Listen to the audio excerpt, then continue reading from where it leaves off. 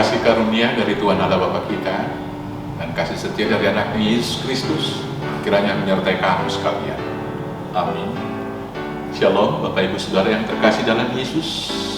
Saya akan bacakan firman Tuhan hari ini, menguatkan, meneguhkan kita melakukan tugas panggilan kita. Saya akan bacakan dari Injil Matius pasal 13 ayat 22. Demikianlah firman Tuhan. Yang ditaburkan di tengah semak duri ialah orang yang mendengar firman itu, lalu kekhawatiran dunia ini dan tipu daya kekayaan menghimpit firman itu sehingga tidak berbuah. Demikianlah firman Tuhan.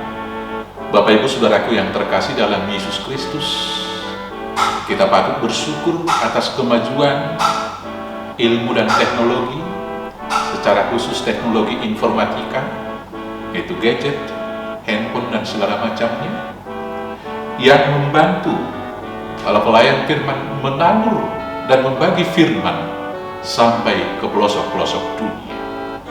Dan saya percaya Bapak Ibu Saudara-saudara menerima khotbah tiap-tiap pagi minimal 5 di dalam grup-grup WA yang kita terima.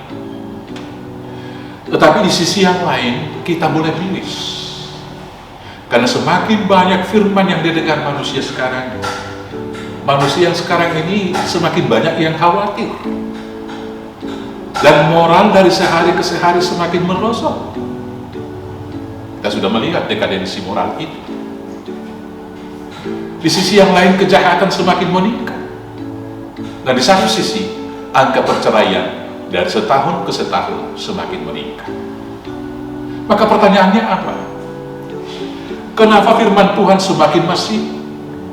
Kenapa firman Tuhan semakin banyak didengarkan, tetapi di sisi lain kejahatan semakin bertambah? Apakah firman itu tidak punya kuasa? Firman Tuhan mengatakan, firman-Ku tidak pernah kembali dengan sia-sia. Firman itu punya kekuatan, tetapi masalahnya adalah soal hati yang menerima firman tersebut. Firman Tuhan hari ini mengatakan, yang ditaburkan di tengah semak duri ialah orang yang mendengar firman itu, lalu kekhawatiran dunia ini dan tipu daya kekayaan menghimpit firman itu sehingga tidak berbuah. Kekhawatiran dunia ini itu yang pertama yang menghimpit firman itu. Dan kekhawatiran dunia ini adalah berasal dari pikiran kita yang sering sekali negatif, mempertanyakan otoritas, mempertanyakan kuasa firman itu. Firman Tuhan mengatakan, jangan khawatir akan apa yang kamu makan besok dan yang kamu minum. Lihatlah burung di udara. Bukankah dia tidak menabur, tetapi dia tidak pernah kelaparan. Kita tahu firman itu, tapi pikiran kita mengatakan meragukan, seolah-olah hidup kita besok tergantung kepada kita. Maka kalau kekhawatiran pertama lahir dari pikiran kita, firman Tuhan berkata demikian, percayalah kepada Tuhan dengan segenap hatimu dan jangan bersandar kepada pengertian sendiri. Yang kedua, kita berpikir bahwa ketersediaan material akan menjamin hidup kita.